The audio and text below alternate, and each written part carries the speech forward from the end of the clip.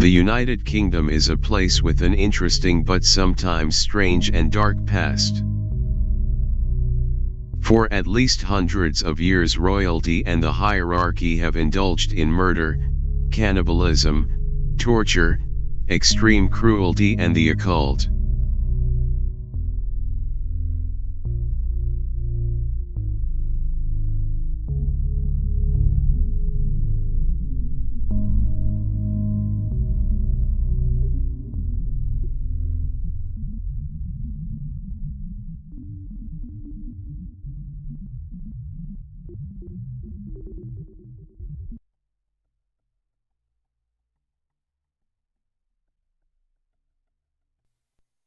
From Queen Elizabeth I to Queen Victoria, the British monarchy have always had a fascination with the occult and occultists. Dr. Richard Sugg at Durham University explains, "The human body has been widely used as a therapeutic agent, with the most popular treatments involving flesh, bone, or blood. Cannibalism was found not only in the New World, as often believed, but also in Europe. One thing we are rarely taught at school yet is evidenced in literary and historic texts of the time is this: James I refused corpse medicine, Charles II made his own corpse medicine. Along with Charles II, eminent users or prescribers included Francis I, Elizabeth I's surgeon, John Bannister, Elizabeth Grey, Countess of Kent, Robert Boyle, Thomas Willis, William III, and Queen Mary. It survived well into the 18th century, and amongst the poor it lingered stubbornly on into the time of Queen Victoria. Quite apart from the question of cannibalism, the sourcing of body parts now looks highly unethical to us. In the heyday of medicinal cannibalism, bodies or bones were routinely taken from Egyptian tombs and European graveyards. Not only that, but some way into the 18th century one of the biggest imports from Ireland into Britain was human skulls. Whether or not all this was worse than the modern black market in human organs is difficult to say.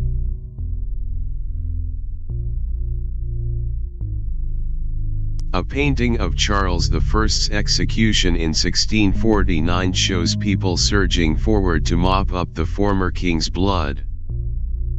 It was thought to have healing properties.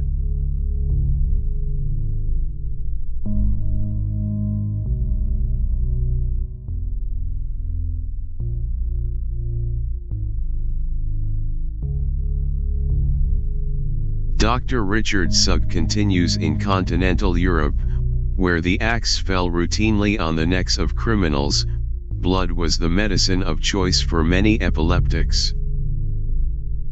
In Denmark, the young Hans Christian Andersen saw parents getting their sick child to drink blood at the scaffold.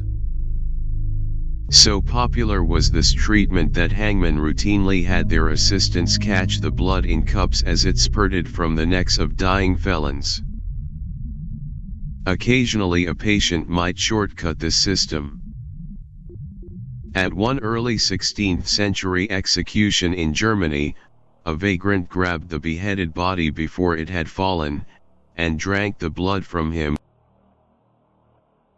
The last recorded instance of this practice in Germany fell in 1865.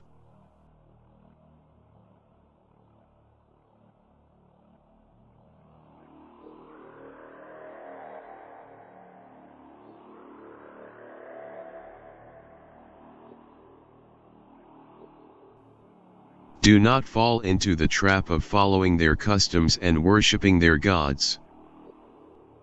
Do not inquire about their gods, saying, "How do these nations worship their gods? I want to follow their example."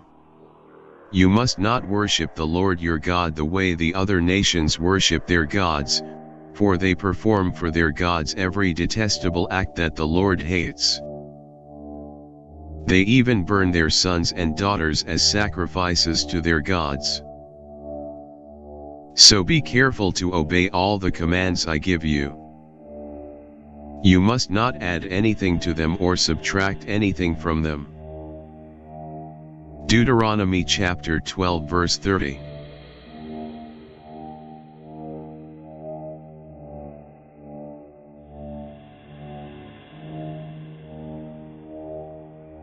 Britain's mythology talks of strange pagan-like gods, giants, spirits, magic, wizards, witches and witchcraft. Ancient monuments such as Stonehenge is all that is left from a forgotten history. Very little is known about life in ancient Britain before the arrival of the Romans. Lee and Barry of BritishHeritage.com explains. There are hundreds of myths, theories, and legends about Stonehenge.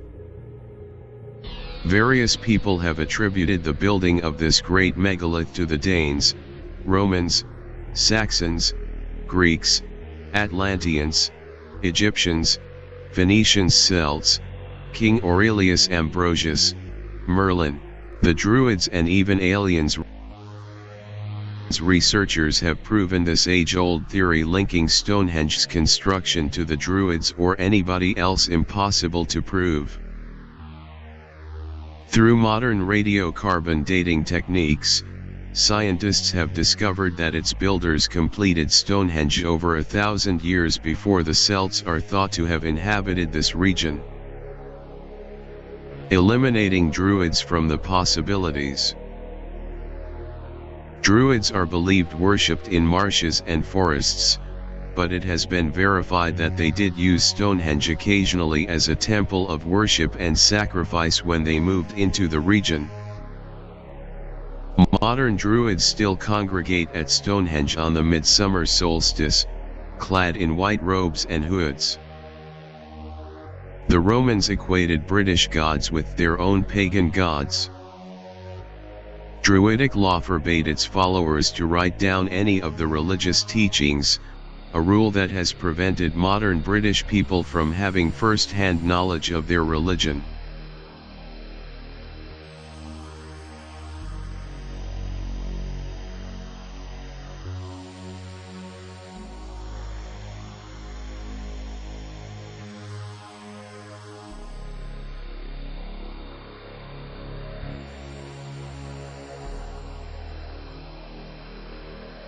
Caesar wrote, "The whole nation of the Gauls is greatly devoted to ritual observances, and for that reason those who are smitten with the more grievous maladies and who are engaged in the peril of battle either sacrifice human victims or vow to do so, employing the Druids as ministers for such sacrifice. They believe in effect, that, unless a man's life be paid, the majesty of the immortal gods may not be appeased."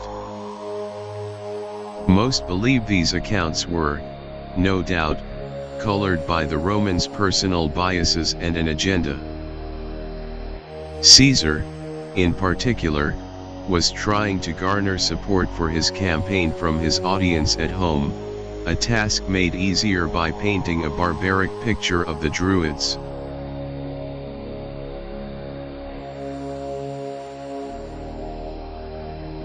Barbaric, to a Roman audience who flocked to see equally gruesome deaths at the hands of the gladiators.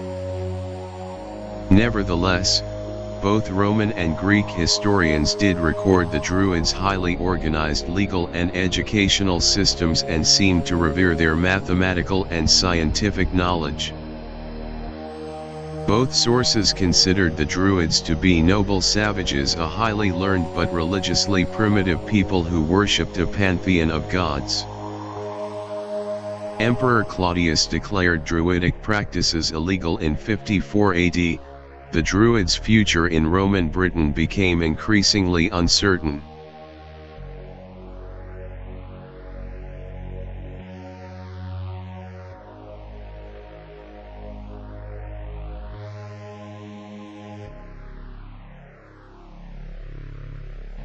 In 61 AD, the Romans planned a massacre of the defiant Druids at Anglesey, the center of their culture, and their last stronghold in consolidated Britain. As the Roman soldiers waited for the tide to recede so they could cross the Mina Strait that separates Anglesey from the mainland, the Druids held their position by lining up along the opposite shore and, as Tacitus reports in his Annals, raising their hands to heaven and screaming dreadful curses. But curses were not enough. The Roman soldiers crossed the strait and conquered the island, destroying both the Druids and the sacred groves of their religion.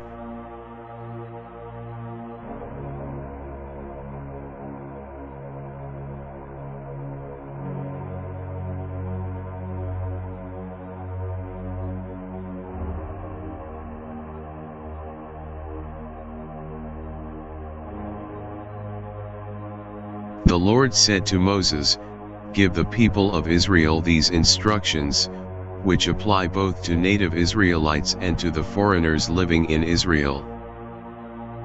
If any of them offer their children as a sacrifice to Molech, they must be put to death. The people of the community must stone them to death." Leviticus chapter 20 verse 1.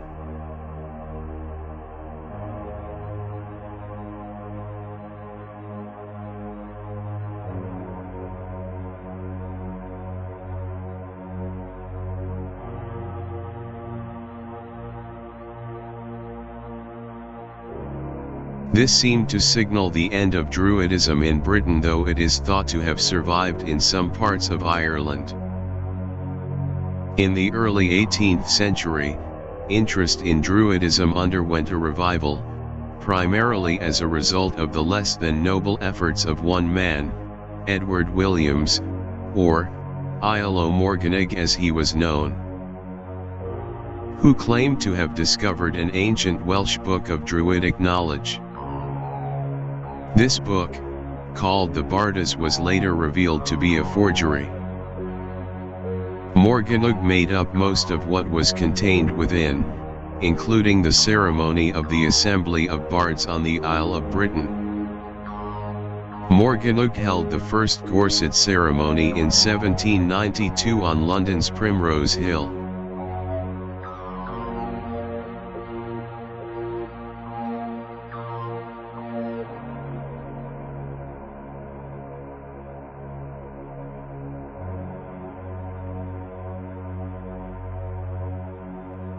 The Ancient Order of Druids is the senior Druidic order in the world, and the oldest in continuous existence. It has been revived in London, England, in 1781.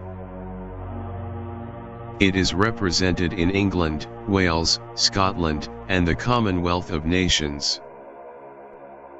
Notable members include Brother Jack the Ripper, suspect Lord Randolph Churchill, Lord George Spencer Churchill, the 9th Duke of Marlborough, Sir Winston Churchill, Lord George Godolphin Osborne, the 10th Duke of Leeds, and Lord George Spencer Churchill, the 8th Duke of Marlborough.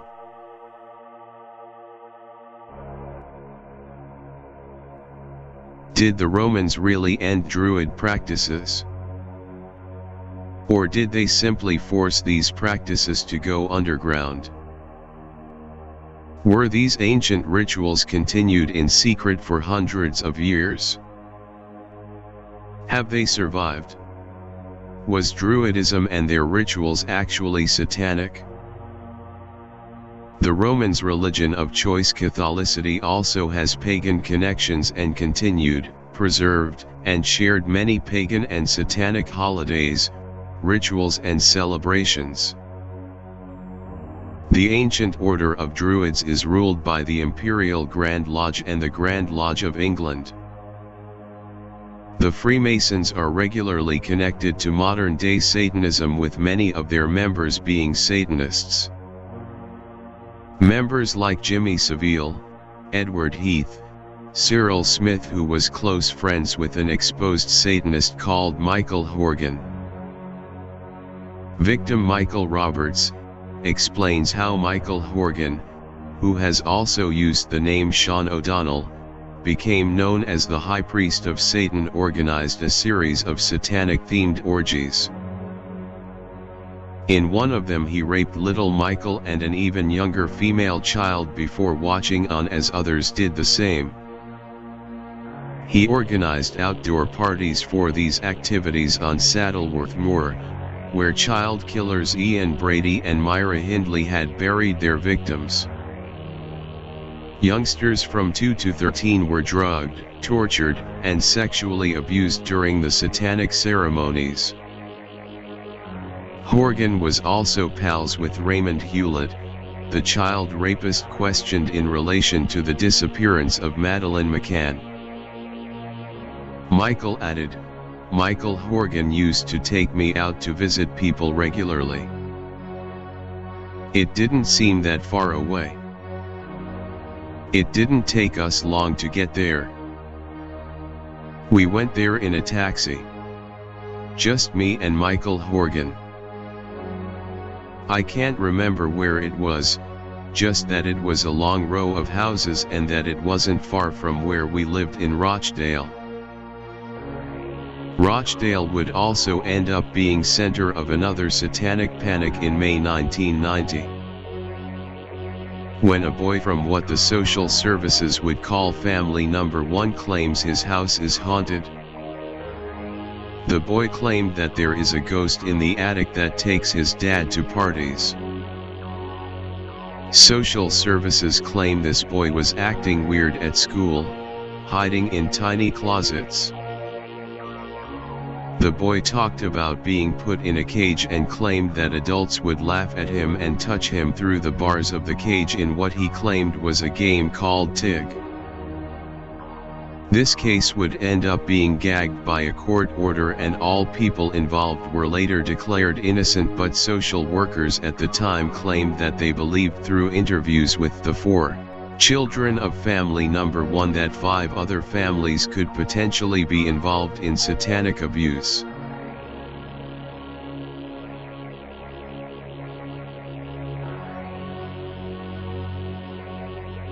The social workers claim that the children told them stories of human and animal sacrifice. They also claim to have witnessed the murder of babies and even been forced to kill babies themselves. In a 1990s documentary called Death of a Childhood, family number 1 are interviewed. The documentary hide their faces, but family number deny all allegations of Satanism and abuse. Like many other cases of satanic abuse, the Rochdale case fell apart and hysterical social workers were blamed, and like other cases the interviewing techniques were questioned. The defense claimed that the social workers' questions were leading. On Death of a Childhood, one social worker voiced by an actress claimed there were 50 interviews conducted. She said it would have been impossible to conduct 50 interviews without asking any leading questions. She also explains claims that one of the social workers read an article about satanic abuse, but other than that none of the social workers had knowledge of satanic abuse. The social worker claims that none of the social workers were ready or expected to be treated with such contempt by the court. The first question they asked one of the social workers in court was, "How have you managed to get to the age of 30 without having kids?" The social worker claims that the boy described some horrible things that had happened to him. This led one of the social worker to say that must have been really horrible.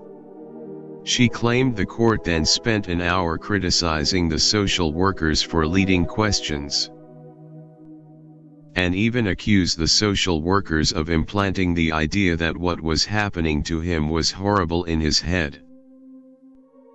Due to the confusion of cases like Nottingham, Rochdale, Cleveland and other well-known cases. Many people began to believe the Satanic Panic was based on hysterical social workers pressuring children to tell obscene stories. Most began to doubt many of the cases. Some people have even tried to deny the very existence of satanic ritual abuse. On the 3rd of June 1994, The Independent reported, "Satanic abuse dismissed as myth by government inquiry. Report blames evangelical Christians and specialists for the scare which led to investigations." Rosie Waterhouse reports satanic abuse is a myth. A government-backed inquiry has concluded. No evidence was found to substantiate any of the 84 cases in which it was alleged that children were sexually abused in bizarre black magic rites. The findings, exclusively revealed by The Independent on Sunday in April, were published yesterday after a 3-year inquiry conducted by Jean Lafontaine, Emeritus Professor of Social Anthropology at the London School of Economics. The report blames evangelical Christians and self-proclaimed specialists for the scare which led to police investigations across Britain from 1988 to 1991. The conclusions will strengthen claims for compensation by families whose children were taken into care after false accusations of child sex abuse in satanic ceremonies. Solicitors acting for 3 families from Rochdale have issued writs alleging negligence and breach of statutory duty by Rochdale's Social Services Department. Their 19 children were seized in 1990 by police and social workers, who believed they were victims of satanic abuse. A similar scare on the island of South Ronaldsay in 1991 prompted the Department of Health to commission an inquiry to investigate all such allegations. Neil Kinsella, the Rochdale family's solicitor, said, "The families were victims of what appeared to be a macabre race by social workers to be the first to discover rings of satanic child abusers. As a result of the false allegations, the parents and children were subjected to appalling emotional and psychological trauma." Virginia Bottomley, Secretary of State for Health, urged child care professionals to read and learn lessons from the report which, she said, exposed the myth of satanic abuse.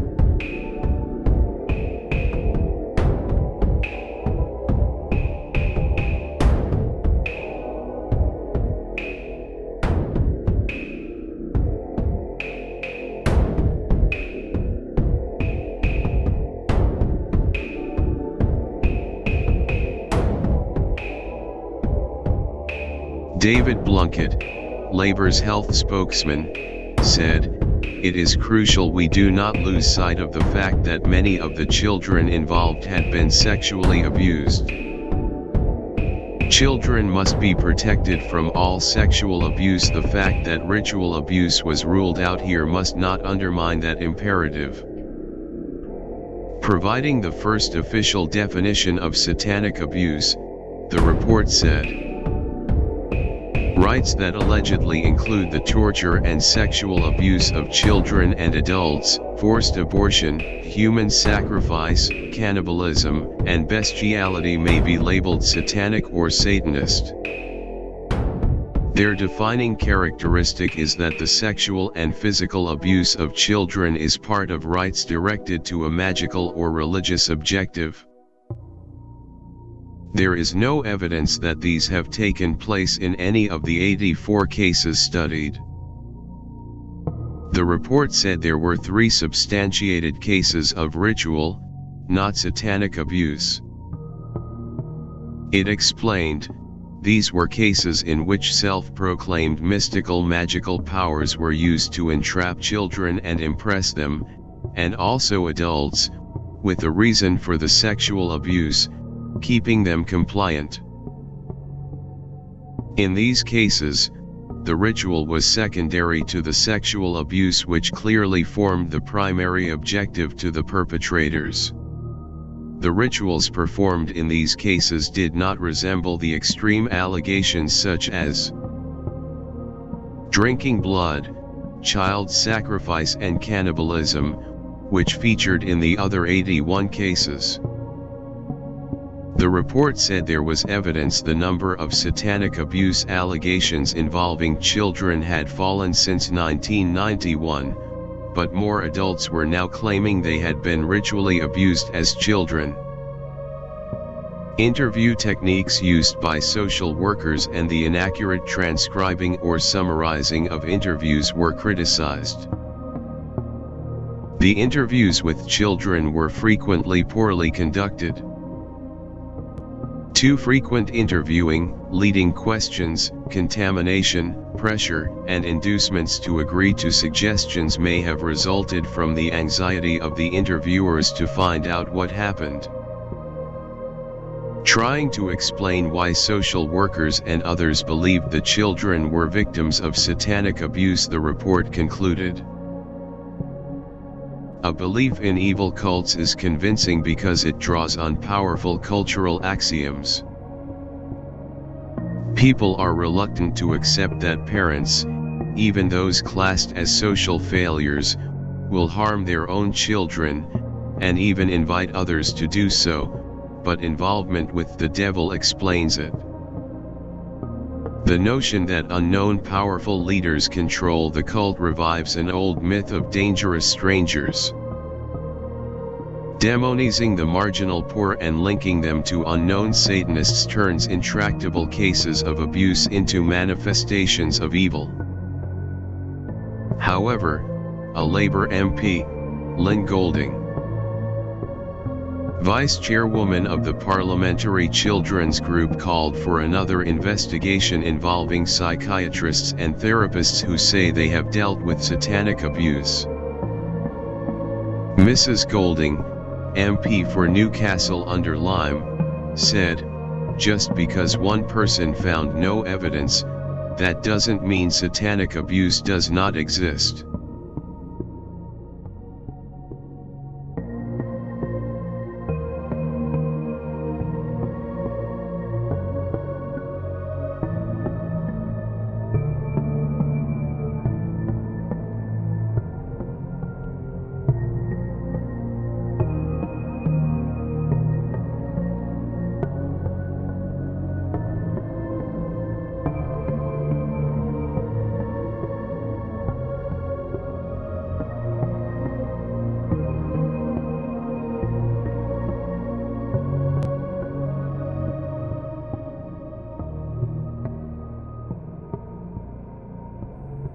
Satanic ritual abuse does exist in modern-day Britain, and there is plenty of proof of it.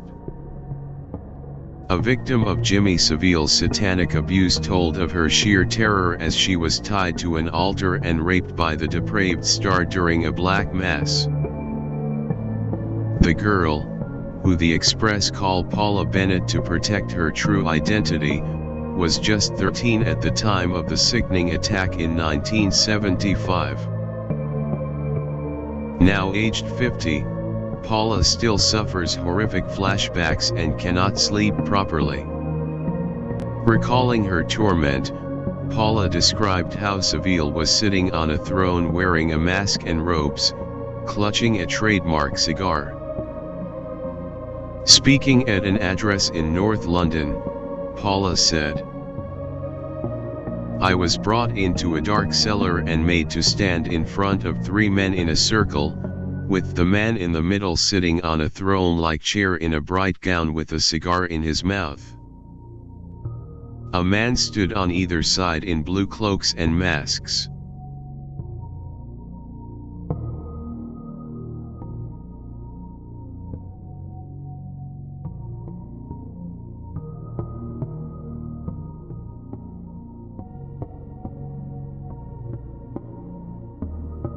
Jimmy Savile beat and raped a 12-year-old girl during a secret satanic ritual in a hospital.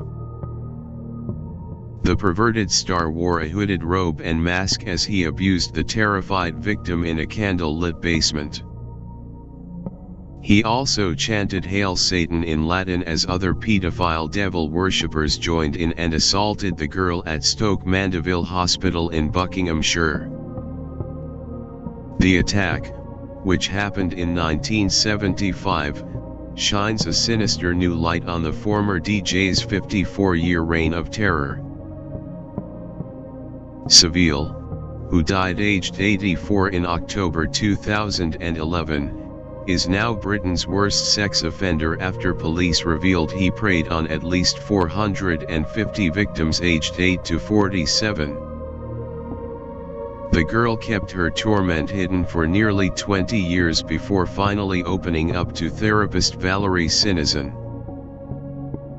Dr. Sinizan told the Sunday Express she first spoke to the victim in 1992. She had been a patient at Stoke Mandeville in 1975 when Savile was a regular visitor. She recalled being led into a room that was filled with candles on the lowest level of the hospital, somewhere that was not regularly used by staff. Several adults were there, including Jimmy Savile, who, like the others, was wearing a robe and a mask.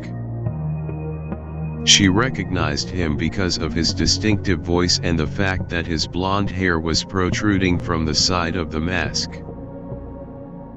He was not the leader, but he was seen as important because of his fame. She was molested, raped and beaten and heard words that sounded like Ave Satanas, a Latinized version of Hail Satan, being chanted. There was no mention of any other child being there, and she cannot remember how long the attack lasted, but she was left extremely frightened and shaken. Savile was a volunteer porter and fundraiser at the hospital between 1965 and 1988 and had his own quarters there. 5 years after the hospital attack, he abused a second victim during another Black Mass ceremony held at a house in a wealthy London street. The woman was 21 at the time and was made to attend an orgy, which later took on a darker twist.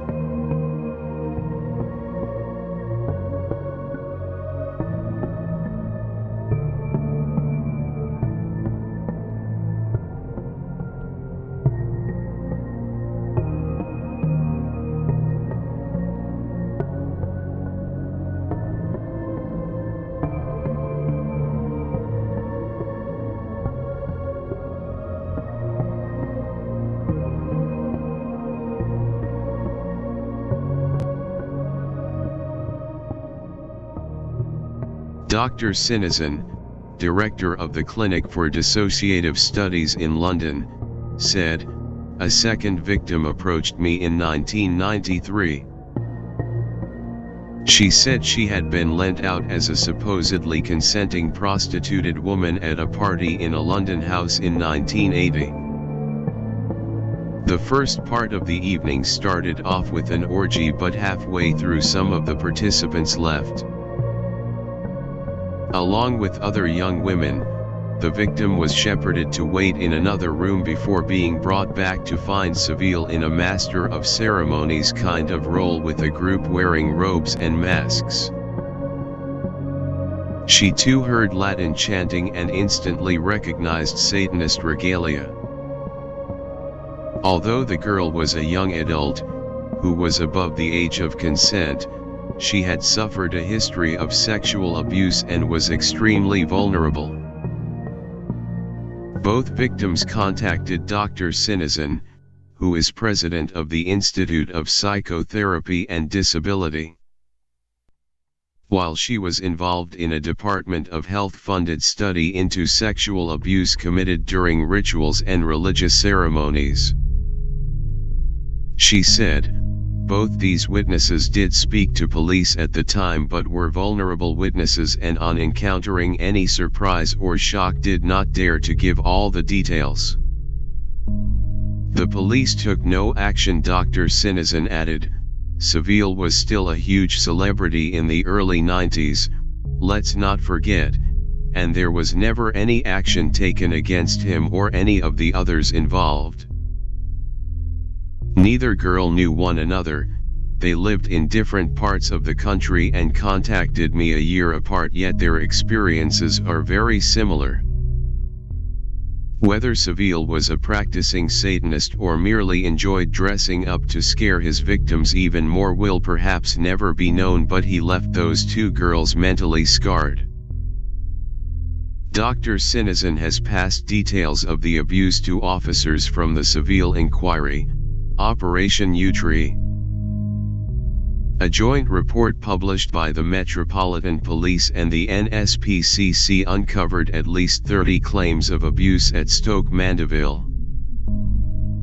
The hospital said it was unable to discuss individual cases while its own speaking out investigation was ongoing.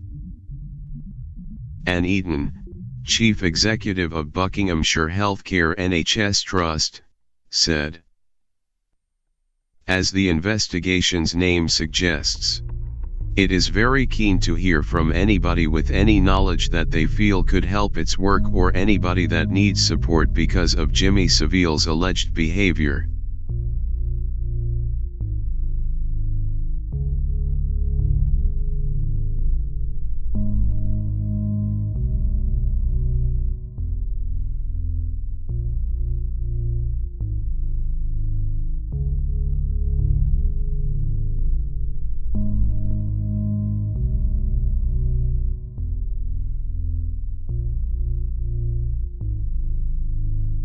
On November 9, 1982, Malcolm and Susan Smith and Albert and Carol Hickman were convicted in Telford, Shropshire for a series of sexual and physical assaults against children during the course of Satanic rituals.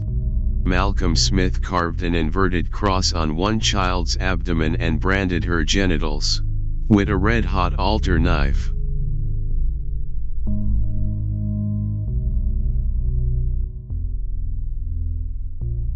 UK database adds.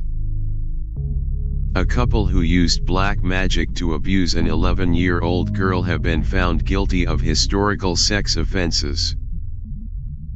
Albert Hickman, 65, was convicted of raping the girl between 1972 and 1975 at his home in St. Athan, Vale of Glamorgan. Crowley Hickman, 64, was found guilty at Cardiff Crown Court of indecent assault and aiding and abetting rape. The court heard she held the girl down by the arms during the rape. She also threatened to harm her mother by using her powers as a witch. The husband and wife were found guilty by a majority verdict after the jury had deliberated for 5 hours. The victim, now aged in her 50s, said she went to the home while she and friends were truant from school and was plied with cigarettes and alcohol. The court was told the couple talked with the girl about black magic and gave her tarot card readings. The girl was made to have sex with Albert Hickman so she could be part of the couple's magic circle, the jury heard. The witness said, "Crowley said she was a witch and would come and get me and would make my mother ill. She even said she could kill my mother if she wanted to. She had a knife with a jeweled handle kept in a wooden box with carvings on the top. She cut my hand and sucked the blood out of it." The Hickmans were jailed in 1982 for similar child sex offenses, the court was told. The girl blocked it out for 40 years until it came back during counseling in 2011. The victim, now 53, and cannot be named for legal reasons, told the trial last month that Hickman would make threats to kill her mother using black magic. The court heard that Hickman now sucked her young victim's blood after cutting her thumb with a special bejeweled knife. After the schoolgirl was held down by his wife, former RAF worker Albert Hickman, raped her. Both have already been jailed for a string of child sex assaults in which black magic rituals played a part, Cardiff Crown Court heard. Hickman was jailed for 10 years, reduced to 8 on appeal, at Northampton Crown Court in 1982, after admitting 5 child sex abuse charges. His wife was jailed for 5 years for a series of 5 similar charges, including aiding and abetting him. Both claim they have no memory of the schoolgirl, now a married mother, in the present case. But the jury has heard how her childhood best friend was banned from setting foot inside the couple's home by her parents. The girl's mother recounted how her husband, who also worked for the RAF, called in military investigators because of his concerns. Her daughter had started talking about Satan and bought a novel by popular author Dennis Wheatley, who wrote about the occult. I told her that no way should she be reading Dennis Wheatley. It was not the sort of thing that she should read at her age. I told my husband all about it because I was getting very concerned and he was really upset about it all. He said that he was going to see the RAF family welfare officer, and he did. Shortly afterwards, Mr. and Mrs. Hickman left the area.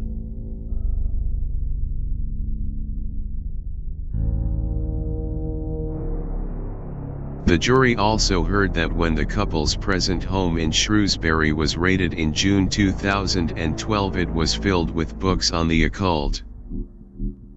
Detective Constable Joanne Lewis, who headed the investigation, said, "They were on bookshelves, all around the floor, on surfaces, everywhere really."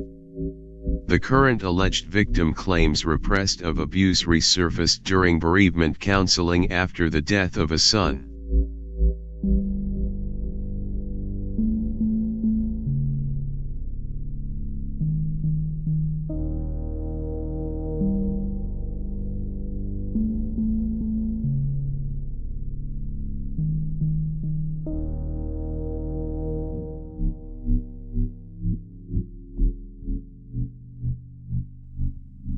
Leviticus chapter 20 verse 3.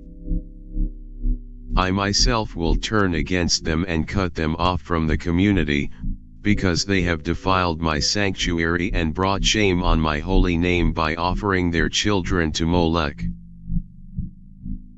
And if the people of the community ignore those who offer their children to Molech and refuse to execute them, I myself will turn against them and their families and will cut them off from the community. This will happen to all who commit spiritual prostitution by worshipping Molech. I will also turn against those who commit spiritual prostitution by putting their trust in mediums or in those who consult the spirits of the dead.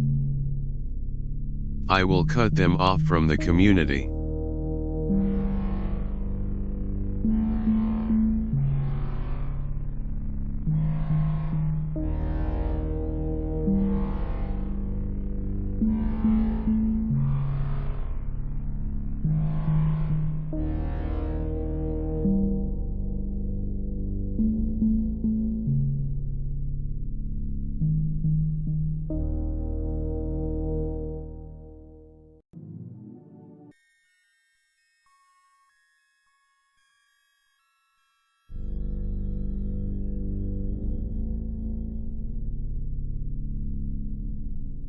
On the 10th of March 2011, the Daily Mail reported, the leader of a satanic sex cult is facing a lengthy jail sentence after being found guilty of multiple counts of rape and child abuse. Colin Batley, 48, exercised absolute control over his sect in a seaside cul-de-sac, abusing and exploiting helpless children as sex toys for more than a decade. He was found guilty yesterday of 35 sex offenses against children and young adults. Yet social services were alerted to Batley's child abuse in 2002, and took no action. As a consequence, the former Tesco security guard was allowed to continue preying on the young and vulnerable for a further 8 years, with the full support of wife Elaine. At their semi in Kidwelly, South Wales, he would dress in hooded robes, chant before an altar and then orchestrate or participate in group sex with his female followers, including Jacqueline Marling and Shelley Miller. One helpless girl was initiated when she was just 11 and threatened with death by cult assassins if she did not comply. At least 2 of his young victims gave birth as a result of the systematic and prolonged abuse. Yesterday at Swansea Crown Court, Marling, 42, and Elaine Batley, 47, were found guilty of 5 counts including sexual activity and indecency towards children. Miller, 35, was found guilty of 2 similar charges. Another woman, Sandra Iveson, was found not guilty of gross indecency. Colin Batley's home was a typical semi in a typical cul-de-sac. But to the stream of visitors who trooped through the front door, especially on Sunday nights, it was the temple. In the lounge, a white cloth would be draped over a table to form an altar with candles and burning incense. Nearby were tanks full of snakes and satanic symbols. Those present would put on hooded robes and wear upside-down crucifixes. There would be chanting, which would always end in group sex. Children, boys and girls as young as 11, were also initiated, repeatedly sexually abused, in other words, during black masses at Batley's home. There were at least 5 victims that we know of, but police believe there could have been many more. Yet these vile activities did not disturb the neighbors. Why? Because they were involved too. They lived in houses next to or opposite each other on the outskirts of Kidwelly, population 3,000, near Carmarthen. For more than a decade Close Year Onan, Welsh for Ash Tree Close, was possibly the most depraved street in Britain. The proof was there, in black and white, on the charge sheet at Swansea Crown Court where Batley, his bisexual wife Elaine and their accomplices stood trial for a sickening catalogue of crimes. All of them perpetrated by culprits living in the same road, perhaps the single most shocking fact of all. This disturbing story begins not in Wales, however, but more than 200 miles away in East London. Batley, from Shoreditch, had a string of jobs including work as a Tesco security guard and on a fruit and vegetable stall. He also bred Rottweiler dogs and Siamese cats. His outwardly mundane existence, we now know, masked a sinister private life. He and his wife had been dabbling with the occult ever since they were married 30 years ago and were obsessed with Aleister Crowley, the most notorious Satanist of the 20th century. The self-styled Great Beast. One of Crowley's publications, the Book of the Law, includes the passage, "Let all chaste women be despised." Sex with anyone is not just permissible but to be encouraged. And this, some of the most passionate and permanent attachments have begun with rape. Rome was founded thereon. Apart from anything else, the Book of the Law provided justification for the couple's own open marriage. Batley had sent a photo of his wife to the Reader's Wives section of a pornographic magazine, and this had led to them meeting others for group activities, the jury was told. They included former dental nurse Jacqueline Marling and prostitute Shelley Miller, who both joined Batley's occult circle. They were given matching tattoos of the Eye of Horus, the Egyptian falcon god depicted pecking out the eyes of Christ in Crowley's works, and addressed Batley as "my lord." Police found him listed under this name on Miller's mobile phone. Such was Batley's control over his wretched coven that they had to pay him 25% of their income. Every time Miller entertained a client, she would send Batley a text message to tell him how much she had been paid. She had sex with more than 3,000 clients over a 2-year period, making about £2,000 a month, a quarter of which went to him. It explained how Batley, officially unemployed, could afford a £45,000 caravan and frequent holidays abroad. Batley would later claim that he moved to Wales for health reasons, to escape the smog. A claim rather undermined by the fact that his coven also relocated to the Principality. Police believe there was another reason for the exodus. They suspect that other members of the cult, who have not been identified, were based in Wales. The first East Londoner to arrive in Kidwelly was twice married mother of 4 Sandra Iveson in 1995.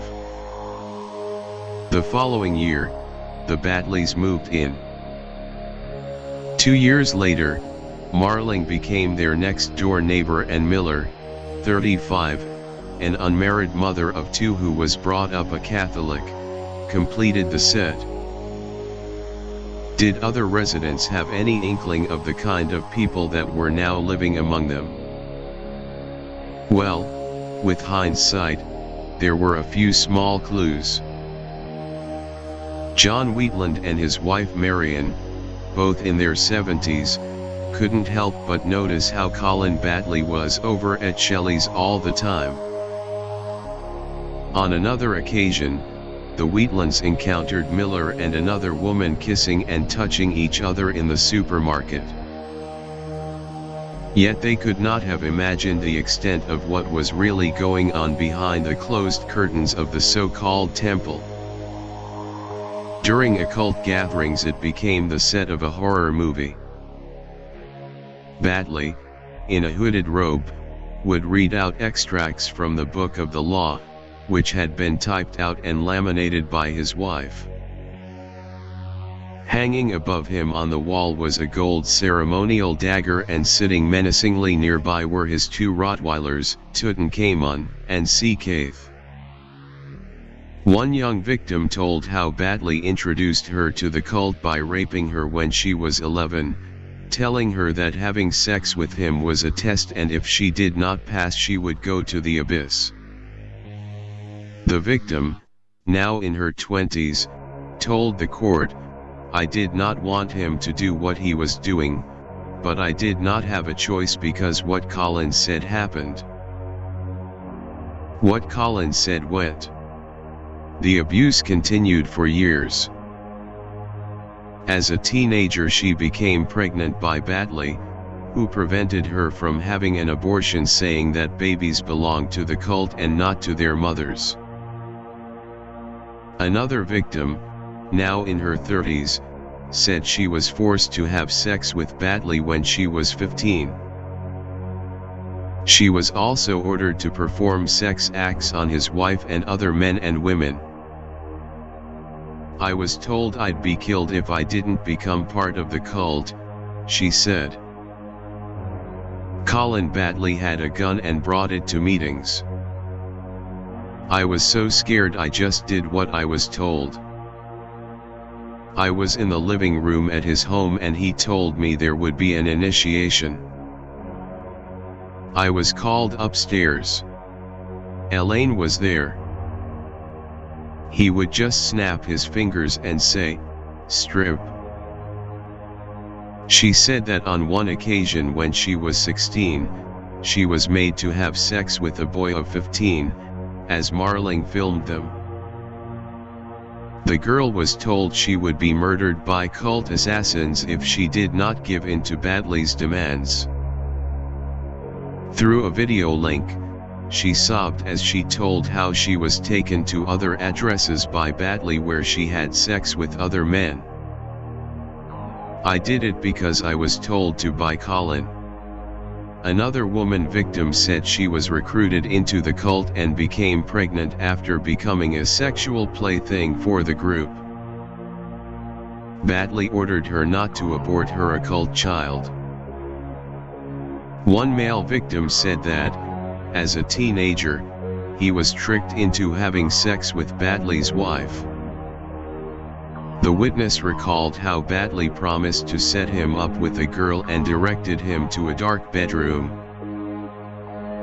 Once inside, he got into bed and then realized that the other person lying beside him was Elaine Batley. One of the charges against Shelley Miller was that she seduced a boy of 15. Miller claimed he was 16, and that she was teaching him how to have sex as he had a new girlfriend he wanted to impress. She had sex with him twice in Batley's caravan in Tenby. Batley, it emerged during the trial, had been reported to Carmarthenshire Social Services in 2002 by a concerned relative. She said Batley had been abused by his own father and that history was about to repeat itself. The warning went unheeded, allowing Batley and his cult to prey on youngsters week after week, month after month for another 8 years. One man spoke of the anger at the way a group of outsiders from London had stained the town's character. "Nobody understands how so many of them could come down and all end up living in one place in the town," he said. "They must have planned it somehow. I don't think Kidwelly is to blame for what has gone on.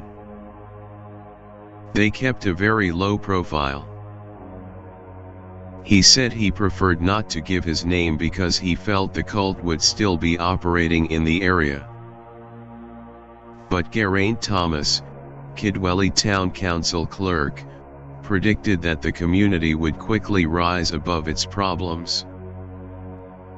Colin Batley's son Damien died on the February 1, 2008, when he accidentally hanged himself during a sex act. He filmed the fatal accident on his mobile phone. An inquest was told he was found naked and hanging. A neighbor said Damien's father, Colin Batley, was laughing and joking like he didn't have a care in the world on the day of the funeral, which no normal person could comprehend. According to the Cult Information Centre's General Secretary Ian Hayworth, the Kidwelly rape cult had the characteristics that are typical of a cult, which he had heard year after year in the 32 years I've worked full-time in this field.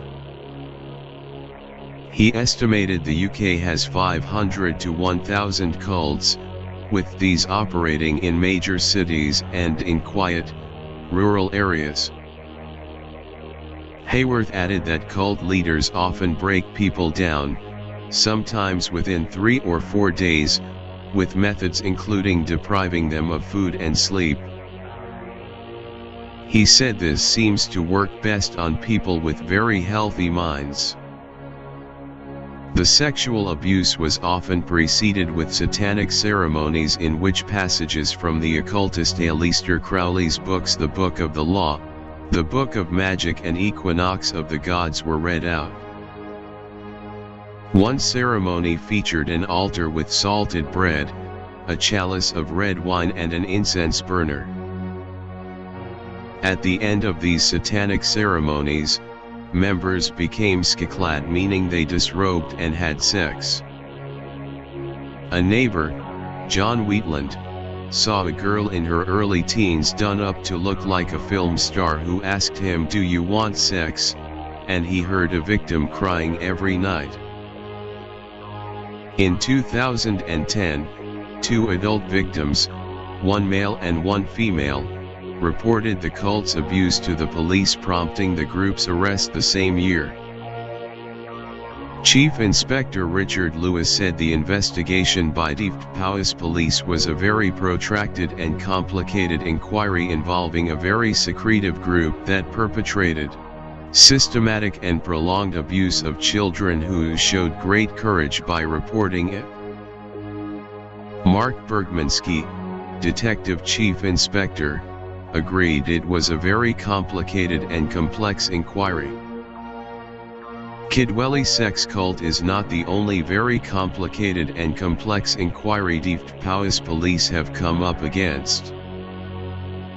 A man from South Wales that cannot be named to protect the lifelong anonymity afforded to his victims was jailed for 33 years in 2019 for serious sexual offences against 3 of his daughters. Spanning 20 years, one of whom was also his granddaughter. He frequently raped his daughters from the ages of 12, 13, or 14, fathering 6 of his own grandchildren with one. He also arranged for other men to rape his daughters. He groomed and controlled his daughters by invoking magic. He immersed them in a false world involving witchcraft and mysticism. He convinced them that they were receiving emails from a psychic named Amelia Sanctuary, which were really from him. The messages demanded sex with him and with other men.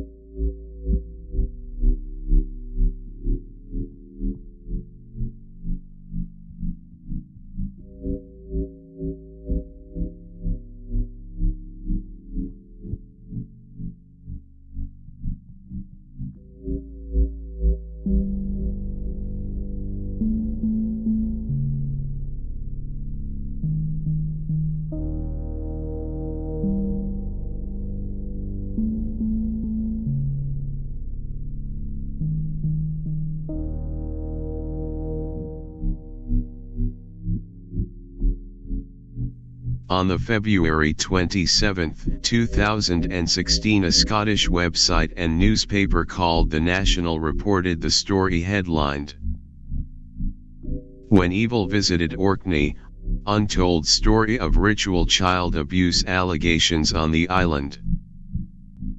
On February 27, 1991, a fleet of cars set off in convoy from Kirkwall on the Orkney mainland. It was barely light as they drove across the Churchill barriers to the island of South Ronaldsay. They wanted to be sure that the children they were going to collect were still at home. From the outcry they incurred later, you'd have thought they were kidnappers holding families to ransom. Not police and social workers trying to protect children from one of the most vicious forms of child abuse humans have yet devised, satanic ritual abuse, SRA. Before Orkney there was a group of traveling families in Ayrshire whose children started talking about family abuse. One said he and his brothers had been filmed touching adults' wuggies and bums. They were taken into care and there were endless court processes examining the evidence. A few years earlier there was a kind of consensus among social workers that children didn't lie about stuff like that. And at first no one doubted the Ayrshire children. Forensic evidence backed up many of the things they said. One described his aunt crawling up his body and extracting 2 of his back teeth with a pair of big long scissors. A doctor from Glasgow Children's Dental Hospital confirmed that the outer enamel of his teeth had come out in a neat, clean break that was highly unusual and could have been caused by using an instrument. But 5 years after the initial charges had been made, the parents were granted leave to petition for nobile officium, the ultimate appeal in Scots law. Evidence which had been accepted for 5 years was suddenly thrown into question. A new sheriff said the child who'd started the whole process off was a devious, manipulative little boy and should be sent back home, despite admitting that it is possible that this has been a case of child abuse. By then the tide had turned. After a number of years of sensational convictions, there was suddenly a consensus among the media and the judiciary that there was no such thing as Satanism. There were lying children, of course. There were also hysterical social workers, who, despite years of professional training, had all been swept up in a craze for madcap American thinking. And there were only innocent parents, poor victims whose children had been snatched from them and who must have their little darlings restored to them immediately. The family as the primary social unit was not to be questioned again. Britain's newspapers would make sure of that. The children in Ayrshire were sent home, and so were the children who'd been removed from their homes in Orkney. They'd been taken to the mainland and housed with foster families in Highland region and in Strathclyde. There, they said the most bizarre things. One 9-year-old boy directed a play in which the minister was shown wearing split trousers revealing his bare backside, which the boy then hid. A 7-year-old girl in a different foster family became uncharacteristically aggressive when she was told she was going home and smashed a doll on the ground. She said she didn't want to go and stood like a wooden doll refusing to get dressed. Such strange behavior proves nothing, of course, though the fact there was so much of it in children from different accused families might surely have given the authorities pause for thought. Instead, Sheriff David Kelby sent the children home without testing the evidence in court. This decision was criticised by the Law Society of Scotland and by Lord Clyde in his inquiry into the case, but that fact has been ignored for 25 years. to the extent that even as respected a news outlet as the BBC can report that the parents in Orkney were innocent. Innocent till proven guilty? Yes, but innocent beyond a shadow of a doubt? That, the Orkney parents can never claim.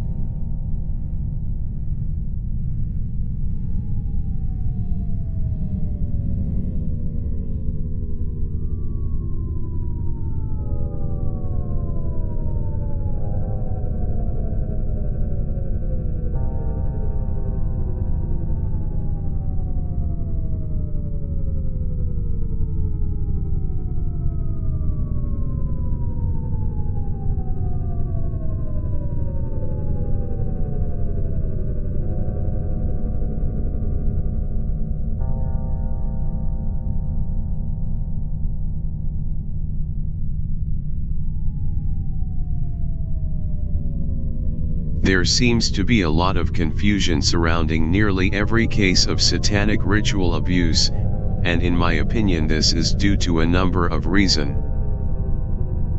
One reason is obvious, and that is many of these victims are or were children at the time of the abuse.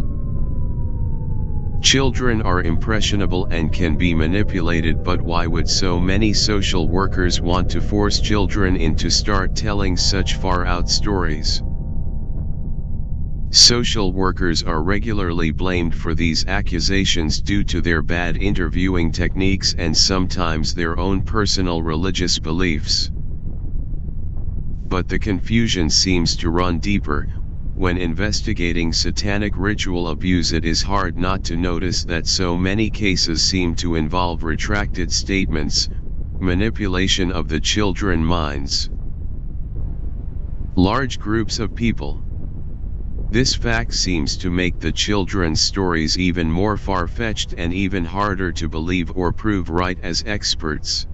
Even those that are knowledgeable on the subject and do believe some of what the children say might underestimate the potential scale and power of these cults. Another reason for confusion is court gagging orders, journalists not being allowed to report facts, and cover-ups performed to protect certain high-profile individuals. Tactics used to discredit cases of satanic ritual abuse does include promoting known fantasists and liars only to bring them down in public view. Intimidating witnesses like social workers and police whom are worried about losing their jobs and careers. Former police detective John Wedger, who claims he was threatened and bullied out of his job for exposing the high-level cover-up of child prostitution. And journalist Sonia Poulton, both rare exceptions to the rule. People like Cyril Smith and Jimmy Savile were protected by friends in high places. Jimmy Savile was close friends with British Prime Minister at the time Margaret Thatcher, whom he used to regularly spend Christmas with, as well as being close friends with Prince Charles after being bought into the royal circles by Lord Mountbatten.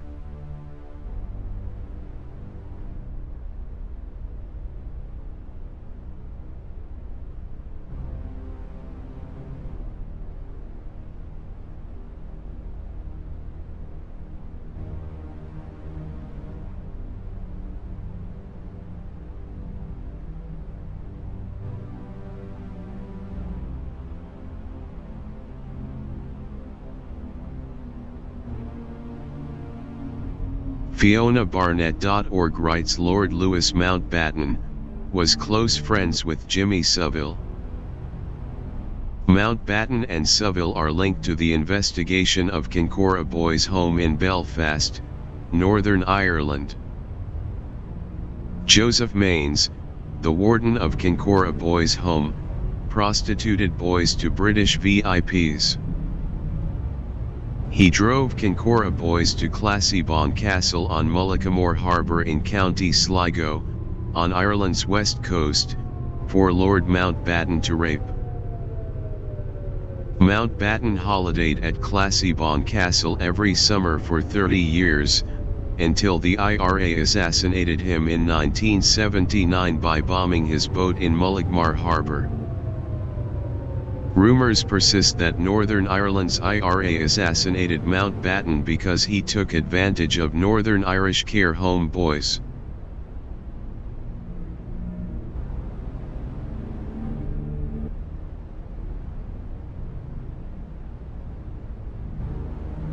Consistent with their VIP child trafficking cover-up, the British press completely ignored the Savile Mountbatten-Kincora connection when reporting on the August 2019 launch of Andrew Loney's sensational biography, The Mountbattens.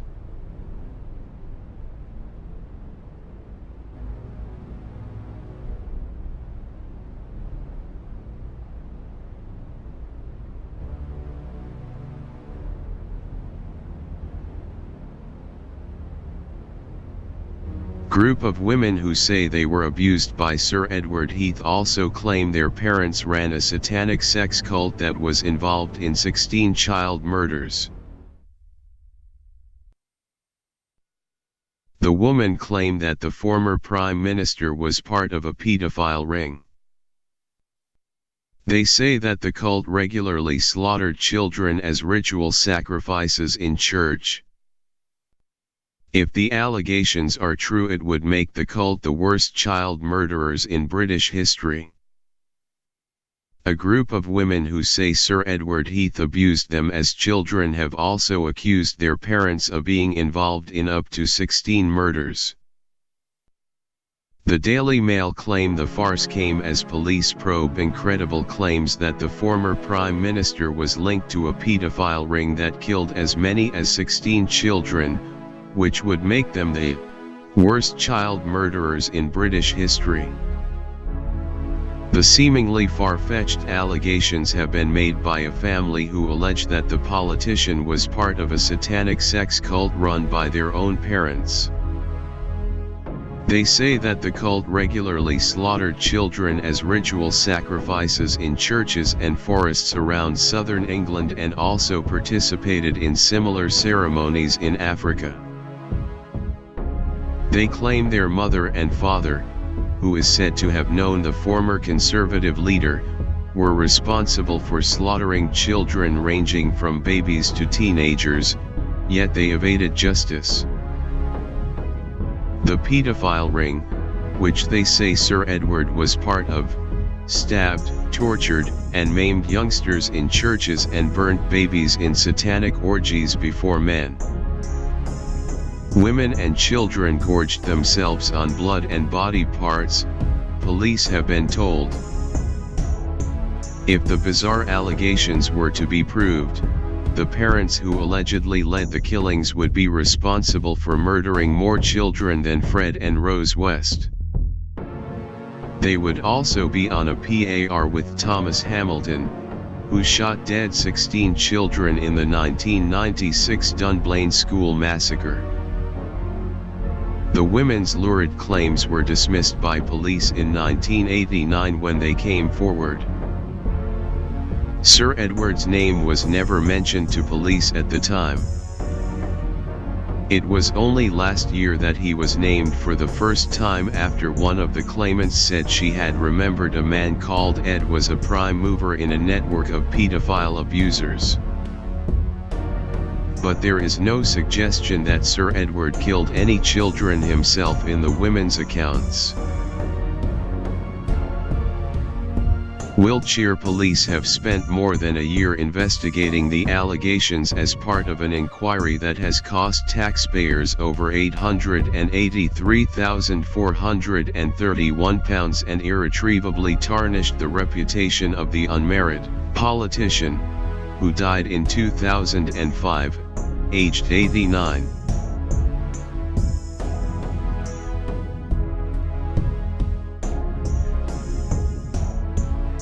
Sir Edward's godson, Lincoln Seligman, said, "I understand that these claims from the 1980s were at the time dismissed as complete fantasy by police. It is disappointing that these wild allegations have been reheated and randomly attached to Edward Heath's name.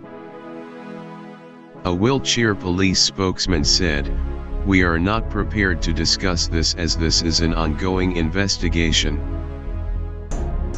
Wiltshire Chief Constable Mike Vila was reported to believe child abuse allegations against the late politician, which include lurid tales of satanic child slaughter, are totally convincing. Mr. Vila, whose force has been investigating the claims for 18 months, is also said to believe that Sir Edward was a paedophile whose crimes were covered up.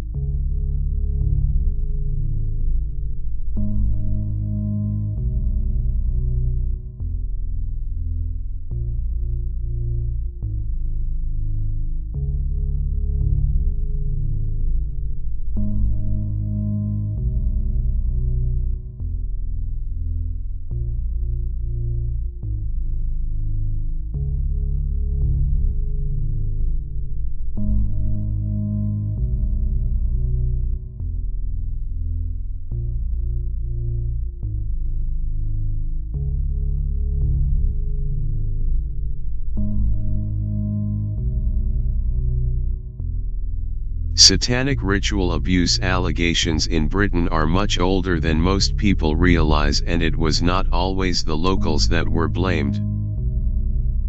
The first recorded presence of Jewish in Norwich is the year 1134.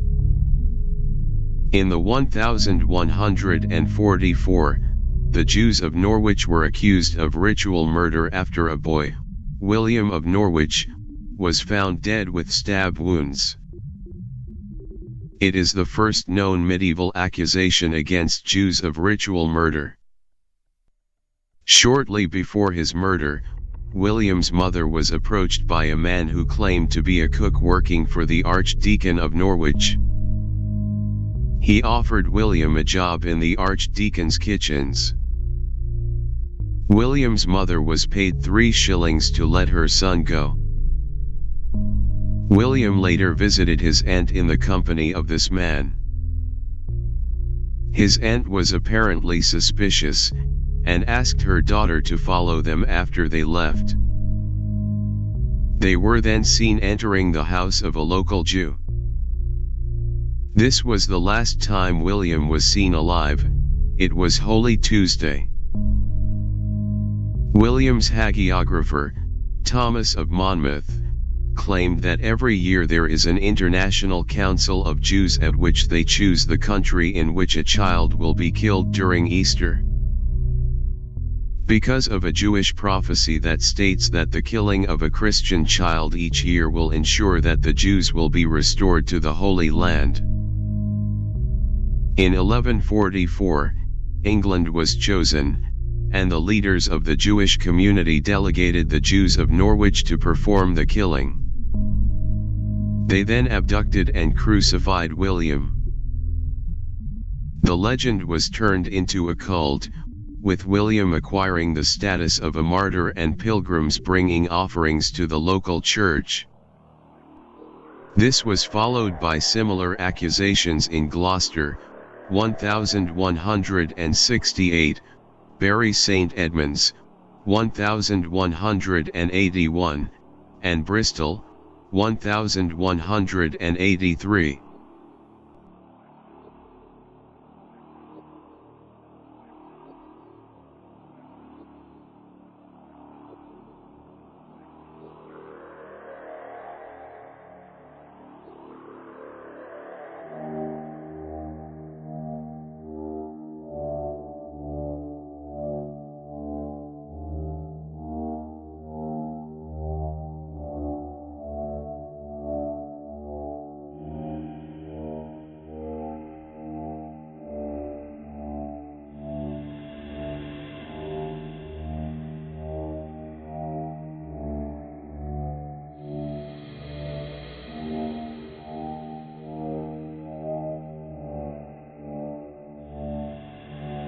In 1189, the Jewish deputation attending the coronation of Richard the Lionheart was attacked by the crowd.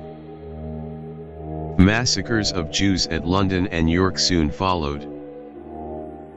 In 1190 on March 16, 150 Jews were attacked in York and then massacred when they took refuge in the royal castle, where Clifford's Tower now stands, with some committing suicide rather than being taken by the mob.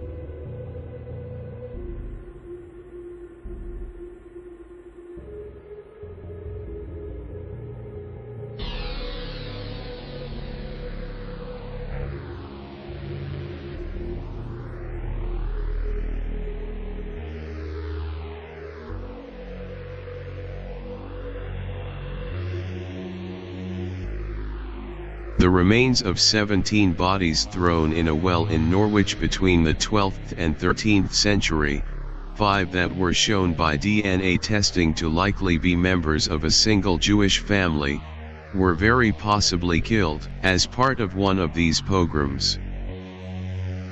After the death of Little Saint Hugh of Lincoln, there were trials and executions of Jews. The case is mentioned by Matthew Paris and Chaucer, and thus has become well known.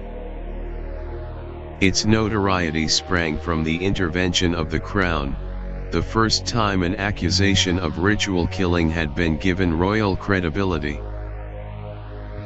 The 8-year-old Hugh disappeared at Lincoln on July 31, 1255. His body was thought to be discovered on August 29, in a well. A Jew named Copin or Coppin confessed to involvement. He confessed to John of Lexington, a servant of the Crown, and relative of the Bishop of Lincoln. He is said to have confessed that the boy had been crucified by the Jews, who had assembled at Lincoln for that purpose. King Henry III, who had reached Lincoln at the beginning of October, had Copin executed and 91 of the Jews of Lincoln seized and sent up to London, where 18 of them were executed. The rest were pardoned at the intercession of the Franciscans or Dominicans. Within a few decades, Jews would be expelled from all of England in 1290 and not allowed to return until 1657.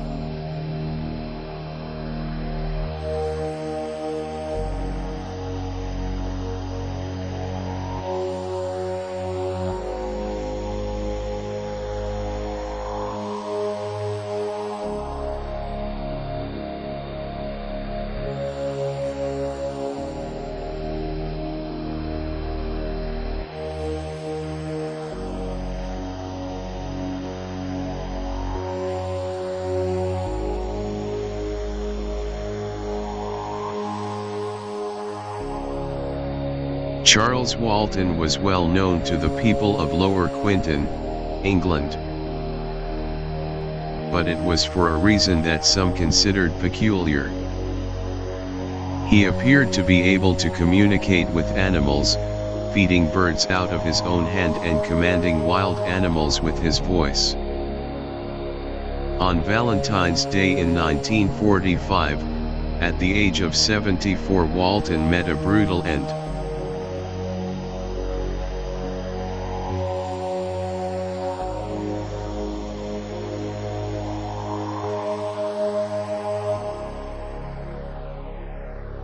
He was found with his throat cut, a pitchfork pinning him into the ground and a cross carved into his chest. Rumors surrounding his death were mostly based on the theory that he was a witch who had cast a spell on someone, and to break it, the subject killed him.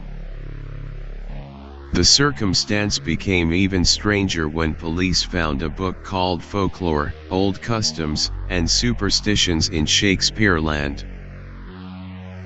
The book told the story of a man named Charles Walton, who died in 1865 after an apparent ghost sighting. This led many in the village to believe that the two Charles Waltons were the same person.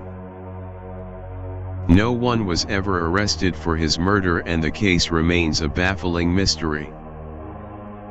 At first the investigation was handled by a local superintendent named Alex Spooner. He uncovered some very strange coincidences. An tenant was a resident of Long Compton, 15 miles from Lower Quinton, and was murdered at the age of 80. On September 15, 1875, at about 8 o'clock in the evening, an tenant left her house to buy a loaf of bread. On her way back, she met some farm workers returning home from harvesting in the fields. One of the group was a local man, James Haywood, who had known Anne's family for many years. Haywood was simple-minded and was seen as something akin to a village idiot. It is known that he had also been drinking cider. Without warning, he attacked Anne Tennant with a pitchfork, stabbing her in the legs and head. Haywood claimed that Anne was a witch and that there were other witches in the village whom he intended to deal with in the same way. Although committed to trial for murder, he was found not guilty on the grounds of insanity and spent the rest of his life in Broadmoor Criminal Lunatic Asylum. He is recorded as dying there, at the age of 59.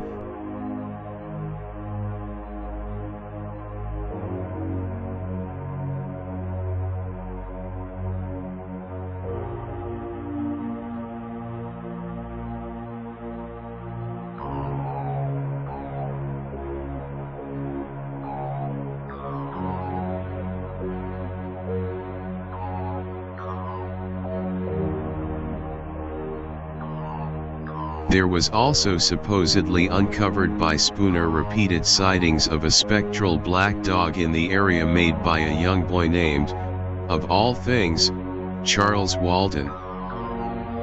Thought to be perhaps one and the same as who had died. The boy had apparently seen the dog several nights in a row, after which he saw an apparition of a headless woman that eerily coincided with the time of his sister's death. It was even speculated that Tennant was actually related to Walton somehow.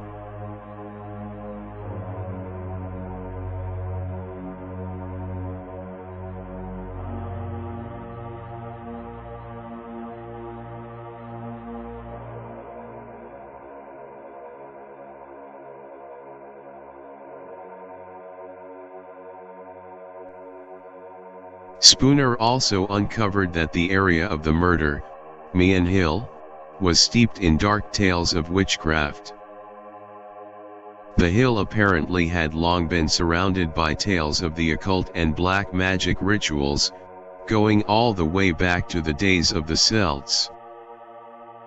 And it seemed as if sightings of ghostly black dogs had long been common in the area. Spooner began to wonder if there was something more paranormal in nature going on, and if Walton had been murdered because someone had thought of him as a practitioner of witchcraft. This was all information that Spooner would pass on to a pair of detectives from Scotland Yard brought in to investigate the case. By the names of Chief Inspector Robert Fabian and Detective Sergeant Albert Webb, giving them as evidence a book called Folklore, Old Customs, and Superstitions in Shakespeare Land, which held all of these outlandish tales, but the detectives tended to believe they were just dealing with a run-of-the-mill psychopath. A look into Walton's background turned up some interesting details, such as the fact that he had lost a large amount of wealth since 1927, when he had become a widower. During that time his savings had inexplicably plummeted from a healthy sum down to nearly nothing, and no one could figure out where all that money had gone or why. The two detectives also questioned locals who, although wary and seemingly scared of something, nevertheless painted a very bizarre picture of what they believed to be going on.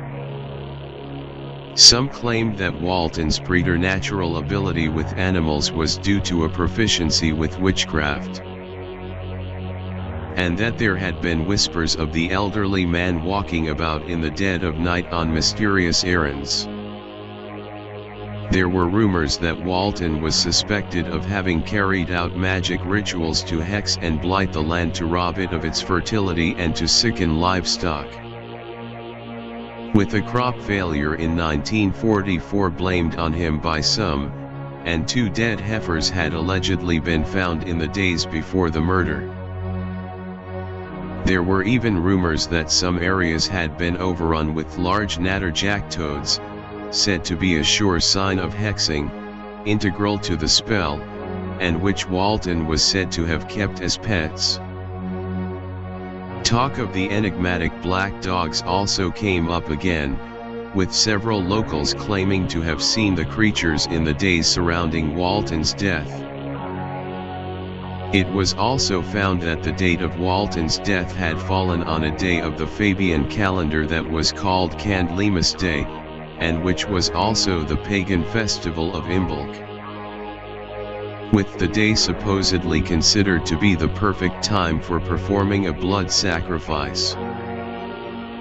It was thought that Walton may have perhaps been killed to stop his witchcraft and to use his blood to replenish the earth.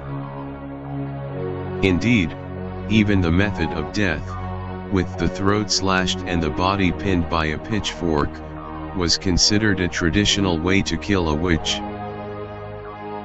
To top it all off, a large black dog was purportedly found dead and strung up on a tree nearby the location where Walton's body was found. Throughout the strange investigation, rumors of witchcraft would persistently hang in the background, and some odd leads along these lines came in as well. One was a letter sent to police and the local paper by someone calling themselves Mrs. Jones. The mysterious author of the letter claimed that she was the former lover of the famous occultist, Aleister Crowley, and also a witch, and that her coven had been the one that had murdered Walton in a blood ritual. But this confession was largely dismissed and was not pursued to any appreciable degree. Although the letter added to the rumors of black magic surrounding the case, authorities were still largely skeptical of such superstitions, claims of myth and magic, and ignored most leads concerning these things.